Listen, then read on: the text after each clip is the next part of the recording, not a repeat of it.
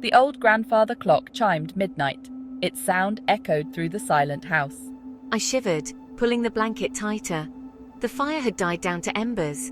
Shadows danced across the walls. I wasn't used to the quiet, the creaking floorboards, the rustle of wind against the window pane. It was a symphony of unsettling sounds. This old house held a lifetime of memories, some good, some not. Tonight, it felt like the bad memories had come out to play. My grandmother had always warned me about the locked room at the end of the hallway. "Never go in there, darling," she'd say, her voice raspy with age. "Some doors are best left closed." I was drawn to it, of course, forbidden fruit and all that, but I had always resisted the urge. Until tonight. Curiosity, that insidious beast, had finally won over. I found myself standing before the imposing oak door. Its brass handle gleamed dully in the moonlight.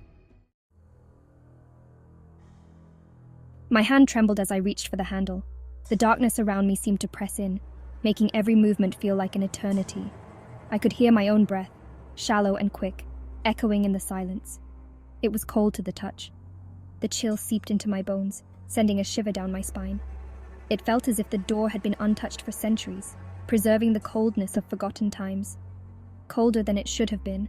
It was an unnatural cold, one that seemed to carry with it the weight of countless untold stories and hidden secrets. I took a deep breath and turned it. The air felt thick, almost tangible, as if I was pushing through an invisible barrier. My heart pounded in my chest, each beat louder than the last. The door creaked open, as if disturbed from a long slumber. The sound was eerie, a slow, drawn-out groan that seemed to resonate through the very walls of the house. The room was dark and musty.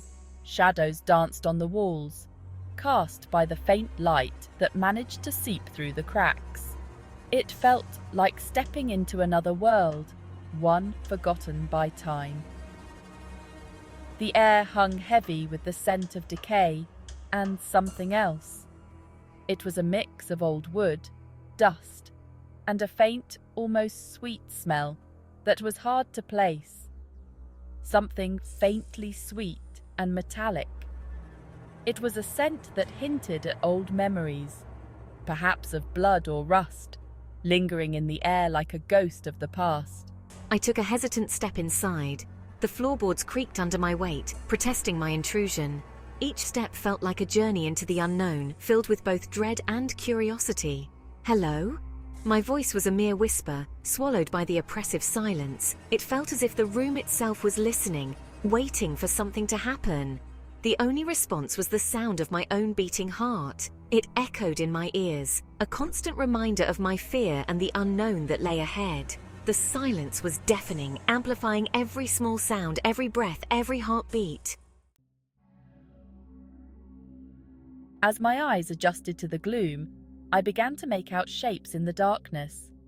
A towering bookcase crammed with dusty volumes, a heavy wooden desk covered in cobwebs, and in the corner, a rocking chair swayed slightly, as if moved by an unseen hand. A sudden gust of wind slammed the door shut behind me with a resounding boom. I jumped, my heart pounding in my chest. I was trapped. Panic clawed at my throat. I fumbled for the doorknob, but it wouldn't budge. The lock seemed to have jammed. I took a deep breath, trying to calm my racing heart. Panicking wouldn't help. I needed to find another way out. My gaze fell upon the desk. Something glinted in the dim light. It was a leather-bound diary, its pages yellowed with age. I picked it up, my fingers tracing the faded inscription on the cover, Eleanor's diary. Eleanor? My grandmother's name. A shiver ran down my spine. I had stumbled upon something private, something forbidden. I opened the diary and began to read. The pages were yellowed with age, and the musty smell of old paper filled the air. It felt like I was stepping back in time, into a world long forgotten. The elegant cursive handwriting spoke of another time, another life. Each stroke of the pen seemed to carry the weight of emotions, dreams, and secrets. A life filled with love, laughter, and fear.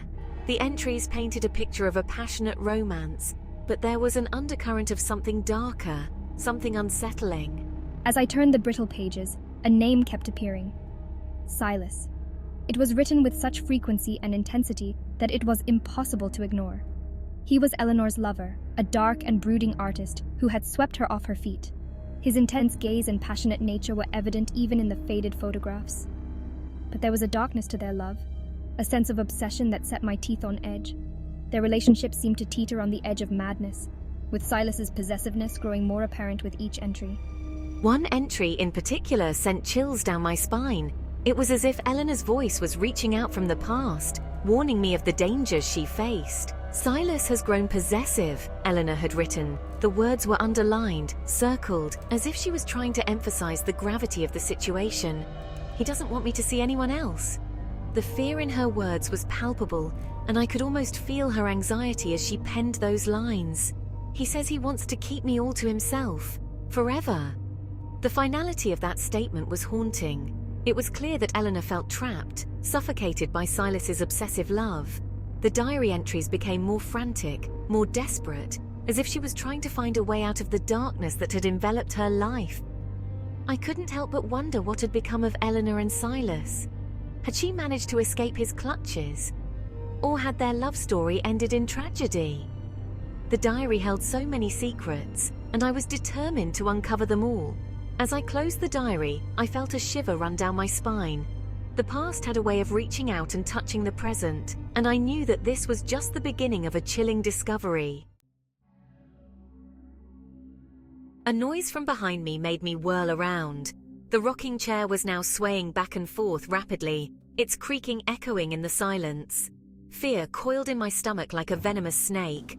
"Who's there?" I whispered, my voice trembling. A low chuckle echoed in the darkness. Then a figure materialized from the shadows, a tall, gaunt man with piercing blue eyes and a cruel smile playing on his lips. He was an apparition from another time, yet he seemed as real as the fear gripping my heart. I woke with a gasp, my body bathed in sweat. My heart pounded in my chest, each beat echoing the terror that had gripped me in my sleep.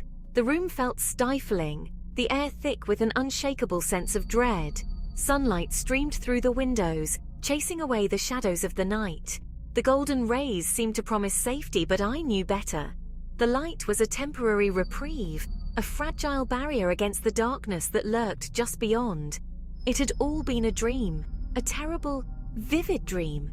Or had it? The images were so clear, so real. I could still feel the cold touch of the unknown, the whisper of voices that didn't belong to this world.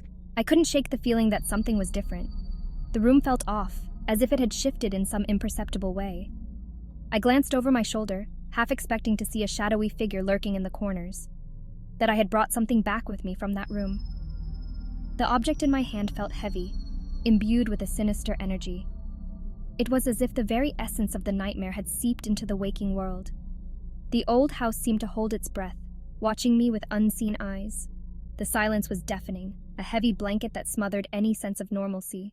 Every creak of the floorboards, every flicker of the lights felt like a warning. And in the distance, I could have sworn I heard the faint echo of a rocking chair, creaking back and forth. Back and forth. The sound was haunting, a ghostly lullaby that sent chills down my spine. Some doors, I realized with a shudder, are best left closed. The door at the end of the hallway seemed to pulse with a malevolent energy, daring me to open it, to unleash whatever horrors lay behind it. Some secrets are best left buried. The graveyard outside, with its ancient tombstones and creeping mist, felt like a testament to that truth. Each grave held a story, a secret that was better left undisturbed. But some stories refused to stay silent. The abandoned house, with its crumbling walls and forgotten history, seemed to whisper its tale to anyone who would listen. And I, against my better judgment, was listening. As I walked through the house, I felt the weight of its past pressing down on me. The photographs on the walls, the objects left behind, all spoke of lives once lived, of moments frozen in time. Each step I took felt like an intrusion, a violation of the sanctity of those memories. One photograph caught my eye, a family portrait, but one face had been scratched out. The sight sent a shiver through me. Who had done this? And why? The questions gnawed at me, adding to the growing sense of unease. I found an old diary, its pages yellowed with age.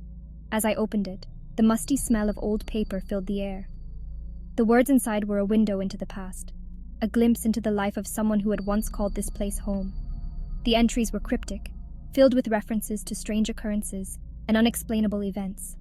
The writer spoke of shadows that moved on their own, of whispers in the night, of a presence that could not be seen but was always felt. As I read, I felt the hairs on the back of my neck stand up. The feeling of being watched grew stronger, more oppressive. It was as if the house itself was aware of my presence, and it did not welcome me. I closed the diary, my mind racing. I had to know more. I had to uncover the truth behind the haunting remains of this place. But as I stood there, I couldn't shake the feeling that some truths are better left undiscovered. With a deep breath, I walked towards the old wooden door. My hand trembled as I reached out to touch the doorknob. Whatever lay behind that door, I knew it would change everything. And yet, I couldn't turn away. The story demanded to be told. The doorknob turned with a creak, the door slowly opening to reveal the darkness within. My heart pounded in my chest as I stepped forward, ready to face whatever awaited me on the other side. The haunting remains of the past were about to come to light,